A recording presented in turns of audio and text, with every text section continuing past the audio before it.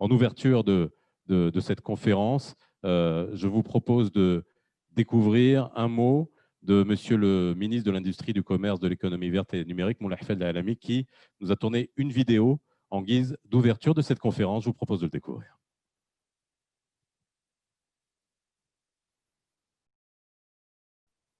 L'industrie 4.0 est un sujet hautement important et d'actualité. Cette quatrième révolution industrielle a bouleversé totalement les modes de production.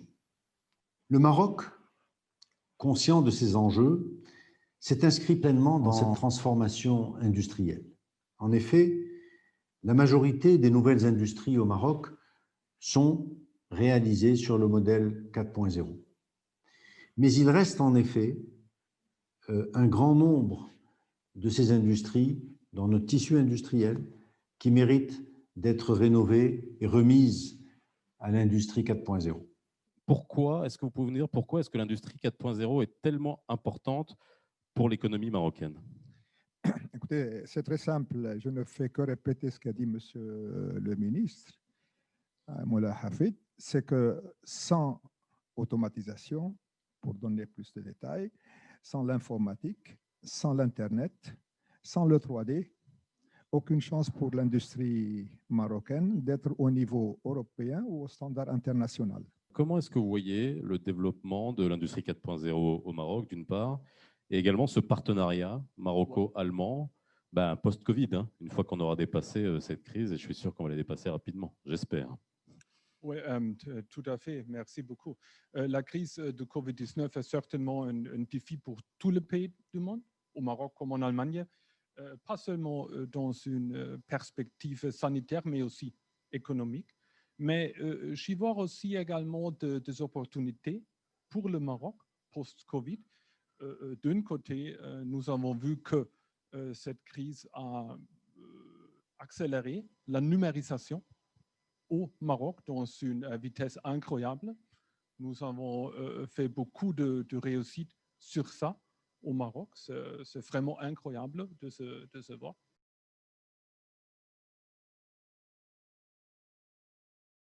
Nous, c'est le projet de partenariat pour emploi et appui aux moyennes entreprises au Maroc. Et ce projet fait partie de l'initiative spéciale qui a été initiée du BM7, le ministère en Allemagne, pour implémenter un projet qui cible la formation et création d'emplois dans plusieurs pays du monde.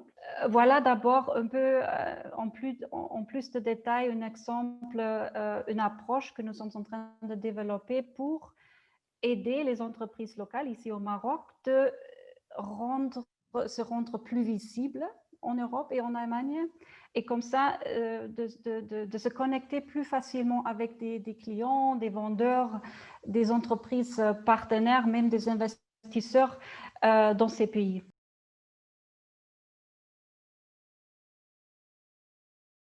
Morocco is establishing itself as an industrial location and logistical hub for the African continent.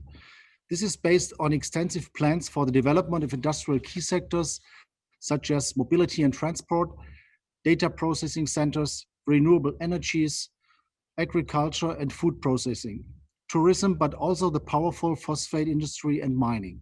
And we are aiming to establish as well, together with our Moroccan partners, a digital lab using augmented and virtual reality technology.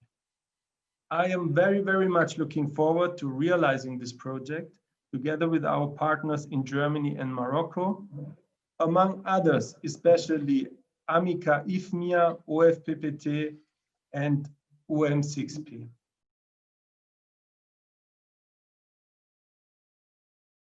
Est-ce que le Digital Twin peut être appliqué dans le secteur agroalimentaire? C'est une bonne question et c'est correct qu'il y a des industries qui se sont déjà adaptées rapidement. Pour l'industrie automobile, ceci est complètement pas nouveau. Ils l'utilisent déjà pendant des décennies. Mais naturellement, en Food and Bev, on n'a pas les mêmes degrés de liberté pour des installations. En automobile, chaque 5 ou 7 ans, on a la possibilité de réintroduire de nouvelles technologies tant qu'en food and bev et la plupart des autres industries, le cycle de vie d'une installation est beaucoup plus long. Dans un marché comme le Maroc, où le niveau de maturité des acteurs est complètement différent. Donc, beaucoup, malheureusement, d'entreprises considèrent que l'industrie 4.0, c'est trop futuriste pour eux par rapport à leur réalité. Et donc, nous, chez SEW Eurodrive, nous sommes pragmatiques dans notre approche et on dit que la maintenance peut être le catalyseur vers cette transformation vers l'industrie 4.0. Predictive maintenance has now really reached industrial companies and has an important industry trend. 81% of the companies surveyed are currently dealing intensively with predictive maintenance. Nevertheless, only a small number of companies already have specific predictive maintenance offers. Vraiment, le tissu industriel il est appelé à se développer davantage pour pouvoir capter et valoriser cette production. Donc, il faut avoir cette volonté d'entamer ce challenge. Et également, ce challenge, il est donc tributaire d'un certain nombre de points, notamment c'est le dirigeant, c'est-à-dire le patron. Ici, notre patron, il a cette approche visionnaire. Il n'attend pas à ce qu'il n'y ait pas donc, un changement. On n'en a pas peur de changement qui va être opéré au niveau de notre secteur.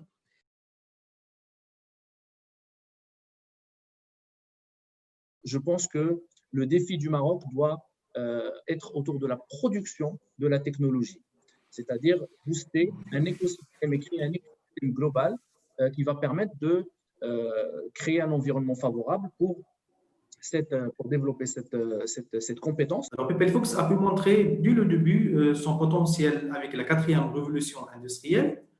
En employant dans nos différents départements, d'ailleurs, nous avons lancé des nouveaux produits de la génération Sensory 4.0 et pour proposer plus efficacement des solutions IoT complètes qui répondent aux besoins du client, nous avons créé une filiale nommée Neoception en Allemagne qui est dédiée uniquement pour le développement des solutions IoT.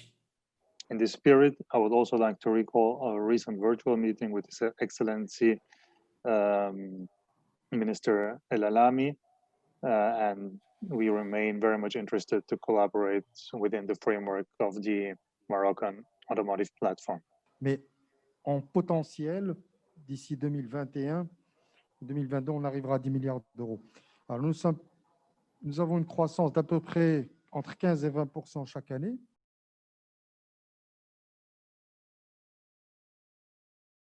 The new electric car will require other fluids.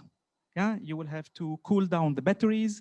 You will have brake fluids that are totally different. So whenever you speak refinery, you will have new challenges, and we have to be extremely vigilant and extremely at the forefront and cutting edge technology when it's about energy consumption.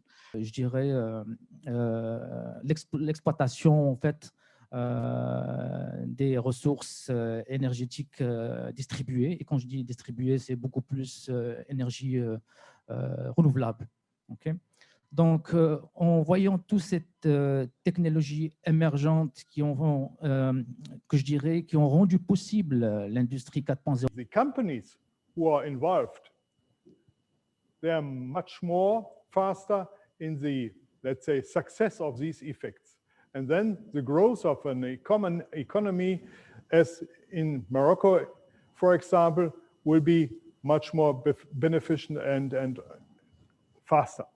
People, whatever they do and wherever they are located, can work in an interdisciplinary fashion to complement each other. Je dirais qu'il va falloir qu'on se positionne pour être un suiveur rapide, parce qu'aujourd'hui, ça a déjà démarré ailleurs. Et donc, notre défi aujourd'hui, c'est de pouvoir rattraper ce qui a déjà été démarré. Et donc, ça, il va falloir qu'on puisse faire de la veille technologique. Il va falloir qu'on ait les infrastructures pour pouvoir déployer ce genre de solutions. L'agence, aujourd'hui, a pour mission, et Monsieur le ministre a été très clair, il veut décarboner rapidement un certain nombre de secteurs, surtout ceux qui exportent tout de suite. Donc, nous avons un programme assez important Les industriels sont à l'écoute. Nous avons la chance aussi que notre secteur privé, avec la CGM, qui a une commission dédiée à l'économie verte aussi. Nous avons suivi lors des premiers panels les différentes dynamiques. Ça a été aussi mentionné par le ministre Sil Alami sur plusieurs secteurs. Il y a de nouvelles usines qui s'inscrivent dans cette approche et dynamique d'usine intelligente 4.0 dans le secteur de l'industrie automobile, dans le secteur de l'agro-business. Merci à tous d'avoir été avec nous. On a été suivis, je pense, par plus de 2000 personnes sur les différents supports cumulés depuis le début. Donc, je vous remercie. C'est un véritable succès.